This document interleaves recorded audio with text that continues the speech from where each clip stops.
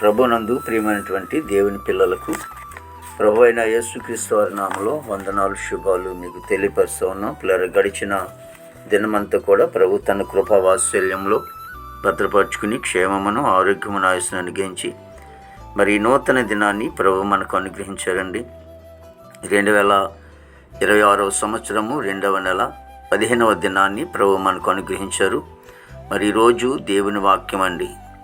దేవా, నీ కొరకు నా ప్రాణము ఆశపడుచున్నది. కీర్తన గ్రంథము 42వ కీర్తన మొదటి శరణం అండి. వాక్యం నమ్మదగినది, పౌర్ణాంగీకరణకు యోగ్యమైనది. దేవుని వాక్యం సెలవిస్తూ ఉంది. మరి కుమారులు అంటున్నారు, కొరహు కుమారులు, దేవా నీ కొరకు నా ప్రాణము ఆశపడుచున్నది. దేవుని కొరకు తన ప్రాణము ఆశపడుతుందంట.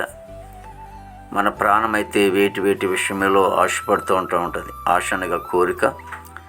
కాబట్టి మనిషికి ఆశ ఉండొచ్చు, కోరిక ఉండొచ్చు, కానీ అత్యాసక్తికి వెళ్ళిపోకూడదు. కానీ ఒకవేళ ఏ ఆశతో అయితే దేవుణ్ణి అడుగుతూ ఉంటున్నావో, ఏ కోరిక కోసం నువ్వు దేవుని సందు అడుగుతున్నావో, ఒకవేళ వివాహం కోసమో, ఇల్లు కట్టు కోసం, ఉద్యోగం కోసమో, వ్యాపారం అభివృద్ధి కోసమో, ఒకవేళ రక్షణ విషయంలోనో, మరి ఏటి విషయంలో అయితే నువ్వు ఆశ కలిగి ఉంటున్నావు.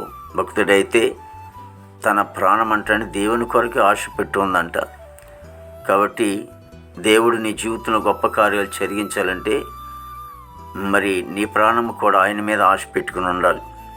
ఎందుకంటే ఆశపడే ప్రాణాన్ని ఆయన తృప్తిపరుస్తూ ఉంటాడు. దేవుని మీద ఎప్పుడైతే మనం ఆశ కలిగి ఉంటామో, భౌతికంగా నువ్వు ఏదైతే ఆశ కలిగి ఉన్నావో దాని విషయంలో దేవుడు గొప్ప ఆశీర్వాదాన్ని ఇస్తాడు. ఆశ కలిగిన ప్రాణము దేవుడు తృప్తిపరచబడుతున్నాడు. అంతేకాదు, ఆశతో దేవుని తట్టు కనిపెట్టి ఉండుట మంచిది.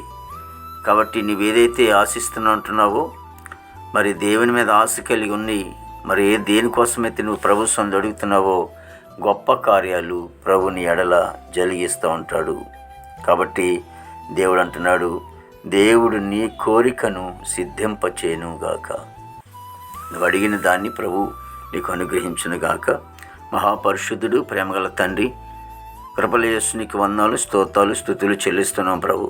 నాయనా, ఇదిగో ప్రతి కుటుంబాన్ని కూడా మీరు ఆశించి దీవించండి. నాయనా, మా భారతదేశాన్ని మీరు ఆశించి దీవించండి. నాయకులు, అధికారులు మంచి వంతు నింపండి. సరిహద్దులో సైనికులు మంచి వంతు నింపండి. ఆర్మీ బృందానికి అంతటి కూడా మంచి వంతు నింపండి. ప్రభా, యవనస్తులను బట్టి ప్రార్థిస్తాం తండ్రి. యువతి యువకులను బట్టి దేవవారి చెడు వ్యసనం నుంచి దూరపరచండి. త్రాగుడు, పానపరాకు, గంజే, డ్రగ్స్ ప్రభావం ఎంతోమంది చెడిపోతూ ఉన్నారు. ప్రభా, తండ్రి బిడ్డలను ప్రభా నీతి మార్గంలో మీరు నడిపించమని ప్రార్థనకి స్తోత్రాలు. ఉద్యోగస్తులందరూ కూడా మంచి వంతు నింపండి. వారు చేస్తున్న ఉద్యోగంలో మీ హస్తము తోడుగా ఉంచండి. ప్రభావానికి స్తోత్రాలు చెల్లిస్తున్నాం ప్రభు. గొప్ప దేవుడు, ఆశ్చర్యకరానికి వందనాలు అయినా ప్రభా. ఇదిగో తండ్రి, వారు రాకపోకలు మీరు తోడు సహించండి. ప్రభా, ఇదిగో చదువుకున్న బిడ్డలకు మంచి జ్ఞానం ఇచ్చి నడిపించండి. దేవా తండ్రి, బిడ్డలు ప్రభా పరీక్షలు రాస్తూ ఉన్నారు కొంతమంది. ప్రభా, బిడ్డల పరీక్షల్లో మీరు జ్ఞానం ఇచ్చి తెలివినిచ్చి దేవా తండ్రి ప్రభా మీరే నడిపించమని ప్రార్థనకి ఉన్నారు. చక్కగా పరీక్షలు రాసి ప్రభా మరి చక్కగా పాస్ అవ్వడం మీరు కృప దయచేయండి. పనికి వెళ్ళే బిడ్డలు కూడా మంచి వంతు నింపండి. మా దేశ పాడి పంటనంతా మీరు ఆశ్రయించి దీవించమని ప్రార్థనకి వందాలు ప్రభా. ఇగో తండ్రి నాయన, రక్షణ లేని వారు రక్షణ, మారుమనసు లేని వారు మారుమని దయచేయండి తండ్రి. నీకే స్తోత్రాలు ప్రభా. మరి నాయన, హాస్పిటల్ రోజు స్వస్థపడిన జైల్లో ఉన్న బిడ్డలు విడుదల చేయండి. కోర్టు గోడలు, కేసు గోడలను కూడా కొట్టివేయండి. గృహం లేని వారు గృహం దయచేయండి. వివాహం లేని బిడ్డలకి వివాహం దయచేయండి. గర్భఫలం లేని వారి గర్భిణీ సుఖం డెలివరీ దయచేయండి. తల్లి బిడ్డ క్షేమం దయచేయండి తండ్రి యేసు. దేవాదిగో తన ఈ దినమంతా కొన్ని విశేషమైన కృపతో నింపి నీ నామానికి మాత్రం మహిమ తెచ్చుకోండి. యేసు నామమున తండ్రి. ఆమేన్, ఆమేన్, ఆమేన్.